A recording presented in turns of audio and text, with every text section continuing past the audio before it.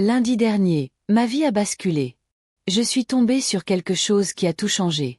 Mon mari, Jérôme, avait laissé son ordinateur portable ouvert, et un étrange message sur un forum, signé d'un nom d'utilisateur que j'ai immédiatement reconnu comme son ancien pseudonyme, a attiré mon regard. Jérôme affirmait toujours que les réseaux sociaux n'étaient pas son truc. J'étais donc déjà sur mes gardes. Ce que j'ai lu m'a glacé le sang. Le message s'intitulait « Quitter ma femme dégoûtante ». J'ai d'abord cru à une erreur, peut-être que quelqu'un d'autre avait usurpé son nom.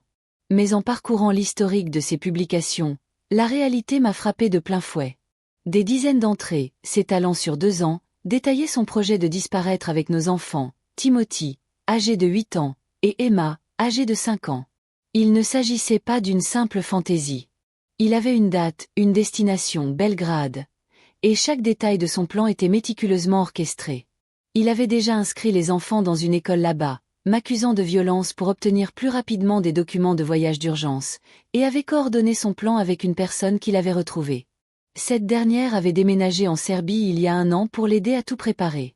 Un article décrivait même comment ils avaient appris le serbe à Emma afin qu'elle puisse s'adapter plus rapidement. Il prévoyait de partir pendant le mariage de ma sœur Catherine, alors que je serais absorbée par mes fonctions de demoiselle d'honneur. J'ai lu qu'il avait déjà expédié des jouets, étiquetés comme du matériel professionnel, réservé un appartement à Belgrade et transféré la majeure partie de nos économies sur des comptes offshore. Les commentaires étaient tout aussi répugnants. Des inconnus le félicitaient, le mettaient en garde contre des batailles pour la garde des enfants, et un nom d'utilisateur en particulier l'encourageait à chaque étape du processus. J'ai pris plus de 200 captures d'écran et me les suis envoyées par courriel. Ce soir-là, Jérôme est rentré, m'a embrassé, a aidé Emma à faire ses devoirs et m'a proposé de regarder un film, comme s'il n'avait pas l'intention de m'effacer de la vie de nos enfants. Le lendemain matin, je me suis fait porter pâle et j'ai fouillé la maison. Derrière ses clubs de golf, dans le placard du bureau, se trouvait une boîte en métal dont la clé était scotchée sous le bureau.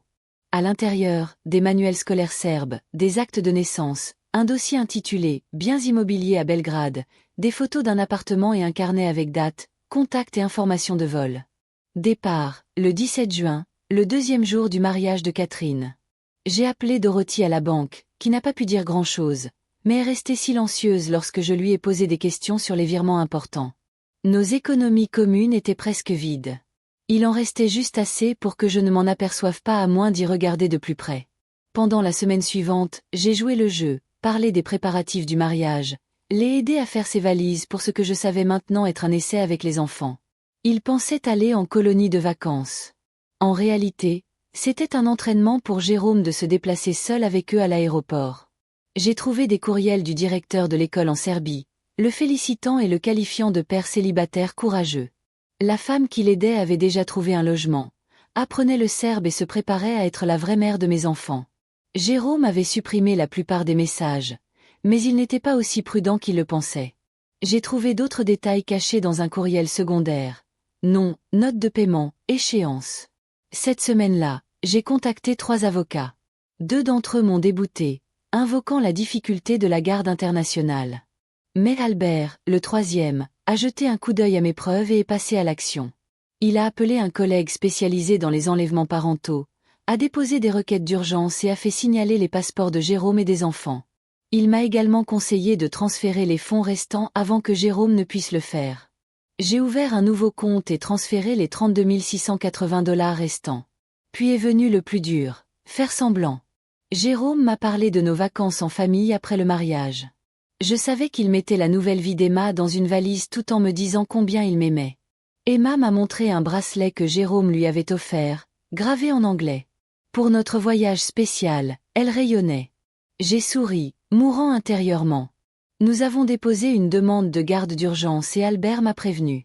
Il fallait que Jérôme pense que son plan fonctionnait. Il fallait qu'il essaie et échoue pour qu'il n'y ait aucune ambiguïté. J'ai fouillé dans ses affaires pendant qu'il était au travail. J'ai trouvé un numéro de téléphone serbe qu'il appelait presque quotidiennement depuis 1 an. Nos relevés téléphoniques montraient des séries de SMS coïncidant avec des étapes clés de la planification. La femme, son contact serbe, était une personne qu'il payait depuis des années. J'ai trouvé des notes avec ses initiales, les dates de paiement, des informations sur l'appartement et l'école. Elle était complètement impliquée. Jérôme préparait nos enfants, leur apprenant le serbe sous couvert d'un jeu de langage. Lorsqu'il les a pris pour les photos d'identité, j'ai souri et hoché la tête, puis j'ai envoyé un SMS à Albert. Il fallait jouer la carte du long terme. Finalement, j'ai dit à Catherine qu'elle était furieuse, non pas à cause de son mariage, mais parce que sa nièce et son neveu étaient sur le point d'être volés. Nous l'avons tenu au courant, mais n'avons rien fait pour prévenir Jérôme. Peu après, Albert a obtenu l'ordonnance de garde et l'alerte passeport. J'ai trouvé le téléphone prépayé caché de Jérôme. Les messages traduits du serbe confirmaient toutes mes craintes. Il parlait d'effacer toute trace et de me considérer comme un simple obstacle. Ils ont coordonné les heures d'arrivée, les horaires, tout. 2 jours avant le départ, Jérôme a appelé KG. Il a suggéré une sortie au parc avec les enfants à la dernière minute. J'ai insisté pour y aller aussi. Il était irrité, mais il a accepté. Au parc, je l'ai vu photographier les enfants et envoyer un SMS. Il s'est éclipsé pour passer un coup de fil à voix basse. Il était surveillé par des agents infiltrés, mais il l'ignorait. Plus tard dans la soirée, il a fait ses valises pour le mariage. Assez de vêtements pour des mois. J'ai tout photographié. Je l'ai envoyé à Albert. J'ai découvert de nouvelles recherches de vol sur la tablette partagée. Des itinéraires alternatifs via Vienne, Zagreb, Budapest. Il se couvrait. Cette nuit-là, j'ai à peine dormi. À 3 heures du matin, Jérôme était sur son téléphone jetable. À 5 heures, il était habillé et réveillait les enfants. Nous ne partions qu'à 16 heures. J'ai envoyé un texto à Albert. C'est arrivé. Je suis restée au lit à faire semblant de dormir pendant que Jérôme se déplaçait comme un voleur dans notre propre maison, chuchotant aux enfants une surprise. La voix ensommeillée d'Emma, demandant pourquoi il partait si tôt, a failli me briser. Je me suis levée en silence et je les ai trouvés dans la chambre de Timothy, les enfants habillés, le passeport dépassant de la poche de la veste de Jérôme. J'ai demandé, que se passe-t-il? Jérôme s'est figé. Puis les mensonges ont afflué. Juste prendre de l'avance sur les bagages. Sortir les enfants, prendre le petit déjeuner. Une surprise pour le mariage. Timothy, qu'il soit béni, a dit, on va voir l'ami de papa en avion. Jérôme avait l'air d'avoir reçu un coup de poing dans la gorge. J'ai demandé pourquoi ils avaient besoin de valises pour le petit déjeuner. Il s'est affolé et a essayé de faire passer les enfants devant moi. C'est alors que je lui ai montré mon téléphone. J'avais enregistré toute notre conversation. Je lui ai dit que la police était à l'aéroport. Son passeport était signalé. Je savais pour la Serbie, le forum, tout. Son visage s'est déformé. Colère, panique, puis froide résolution. Il s'est jeté sur mon téléphone. J'ai reculé et je l'ai prévenu. Un geste de plus et il serait arrêté devant les enfants. Il leur a dit de retourner dans leur chambre, puis s'est retourné vers moi et s'est mis à pleurer. Il a dit que c'était des vacances surprises. Il a dit que la Serbe n'était qu'une amie. Les articles sont écrits de manière créative. Il était si convaincant que j'ai failli y croire un instant, mais j'en avais trop vu. Je lui ai rappelé les virements, l'appartement, les formulaires d'inscription. C'était fini. Je lui ai dit qu'il pouvait partir tranquillement ou être arrêté sur le champ. Il a craché. Tu as tout gâché. Il serait mieux sans toi. Puis il a pris ses clés et est parti en trombe. J'ai immédiatement envoyé un texto à Albert. Jérôme est passé devant l'aéroport le plus proche et a disparu.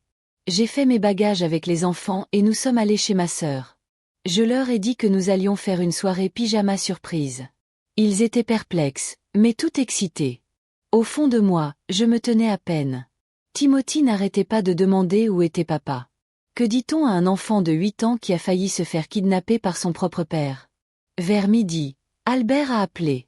Jérôme avait abandonné sa voiture à une gare et pris un train pour une ville dotée d'un aéroport plus petit. Le plan pour la Serbie n'était qu'un leurre. Il avait un plan de secours. De cet aéroport régional, il prenait l'avion pour le Canada. De là, les possibilités s'ouvraient. Il aurait pu prendre l'avion n'importe où. À 16 heures, ils l'ont trouvé à la porte d'embarquement. Il était seul. Sans enfant. À l'approche des policiers, il a tenté de s'enfuir, puis a prétendu qu'il s'agissait d'un malentendu. Mais entre le billet aller simple, la valise et nos preuves, personne n'y croyait. Il a été arrêté sur le champ. Les jours suivants ont été chaotiques. La police a pris ma déposition. J'ai eu de longs appels avec Albert et j'ai essayé de me calmer pour les enfants. Nous sommes rentrés à la maison. Ce soir-là, Jérôme a appelé de la prison. J'ai répondu pour enregistrer. D'abord, il m'a supplié, puis menacé. Il a dit qu'il se battrait pour la garde, qu'il me traiterait de folle, qu'il me détruirait. J'ai dit, tout ce que tu viens de dire va au procureur, et j'ai raccroché. Tout expliquer à Timothy et Emma a été le plus dur. Je leur ai dit que papa avait pris une mauvaise décision. Emma pleurait pour lui tous les soirs. Timothy est devenu silencieux, renfermé. Je les ai fait suivre une thérapie. Notre première audience au tribunal était surréaliste. Jérôme ne m'a pas regardé. Son avocat a demandé une libération sous caution, mais le juge a ri. Risque de fuite. Évident. Les parents de Jérôme sont arrivés en avion. Ils étaient froids, confus. Il leur a dit que j'étais violente. Je leur ai montré les captures d'écran dans le couloir du tribunal. 2 ans de mensonges se sont défaits entre leurs mains. Ils ont craqué. Puis la dernière pièce s'est mise en place. Le contact serbe de Jérôme était son ex de fac. Ils avaient ravivé la flamme dans mon dos. Elle était partie en Serbie pour le travail 2 ans plus tôt. Ils avaient tout planifié ensemble. Elle avait inscrit mes enfants à l'école, préparé un appartement et même répété des phrases pour se faire passer pour leur nouvelle mère. 1 mois plus tard, Albert m'a annoncé que Jérôme souhaitait un accord.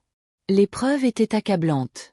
Il a plaidé coupable de tentative d'enlèvement parental international, de fraude et de mensonges aux autorités fédérales en échange de l'abandon de certaines accusations mineures. Il a renoncé à tous ses droits parentaux, a accepté de rembourser l'argent qu'il avait émigré à l'étranger et a accepté une peine fédérale minimale de 6 ans. J'ai accepté, non pas pour lui, mais pour mes enfants. Il n'aurait pas à témoigner. C'était fini. Son ex était inscrite sur une liste de surveillance internationale. Le bazar judiciaire est encore en cours de nettoyage, mais elle ne pourra plus approcher ma famille. Le jour où Jérôme s'est présenté au tribunal et a tout avoué, je l'ai à peine reconnu. Lorsqu'on lui a demandé s'il comprenait qu'il renonçait à tous ses droits parentaux, il a simplement hoché la tête. Pas d'émotion, pas d'adieu, juste un homme qui regarde l'avenir qu'il a construit sur des mensonges s'effondrer. Ensuite, Albert m'a expliqué les étapes suivantes. Il serait transféré dans une prison fédérale. Ses papiers d'autorité parentale seraient finalisés et notre divorce serait prononcé sans contestation. J'aurais la garde exclusive, plus de décisions partagées, plus de failles juridiques qu'il pourrait exploiter. Ce soir-là, je me suis assise sur le porche avec un verre de vin, les enfants enfin endormis, et j'ai laissé tout ce poids retomber sur moi. Je ne pleurais pas pour Jérôme. Je pleurais pour l'illusion dans laquelle je vivais, pour la famille que je croyais avoir. Je pleurais parce qu'il était prêt à traumatiser nos enfants juste pour me faire du mal. Cette trahison, plus que tout, a laissé des cicatrices. 3 mois plus tard, Jérôme est en prison à 4 états de là. Pas de lettre, pas d'appel, rien. Le divorce a été prononcé la semaine dernière. Le juge m'a accordé la garde exclusive, même si la confiscation de Jérôme a rendu cette décision inévitable. Nous emménageons dans une nouvelle maison le mois prochain. Un nouveau départ. La vieille maison, avec ses compartiments cachés et ses souvenirs, est à vendre. Catherine s'est enfin mariée le mois dernier, avec du retard, mais avec brio. La voir dire « oui » était étrange. Doucement amère. J'ai cru que j'avais vécu ça autrefois. Je suis en thérapie maintenant, essayant de comprendre comment j'ai pu passer à côté des signes. Comment j'ai vécu avec quelqu'un qui prévoyait mon effacement pendant 2 ans. Certains matins, je me réveille et la rage est toujours là. D'autres matins, je suis reconnaissante d'avoir trouvé ce message à temps. Les « et si » me hantent encore. Si je n'avais pas emprunté son ordinateur portable, si je n'avais pas cliqué sur cet onglet, si Jérôme avait réussi, je serais peut-être rentrée du mariage de ma sœur dans une maison vide. Je n'aurais peut-être jamais revu mes enfants. Mais lui n'a pas réussi. Mes enfants sont en sécurité à la maison. Ils dorment au bout du couloir. Jérôme est enfermé. Son ex ne peut pas s'approcher de nous. La majeure partie de l'argent volé est récupérée petit à petit. Ce n'est pas fini. Pas complètement. Mais le pire est derrière nous. À tous ceux qui ont commenté, envoyé des messages et encouragé ma famille, vous m'avez aidé à survivre. J'ai failli tout perdre parce que j'ai fait confiance à la mauvaise personne. Je ne referai plus cette erreur. Faites confiance à votre instinct. Si quelque chose vous semble anormal, enquêtez. Posez des questions. Préservez votre tranquillité. Je l'ai fait et cela a sauvé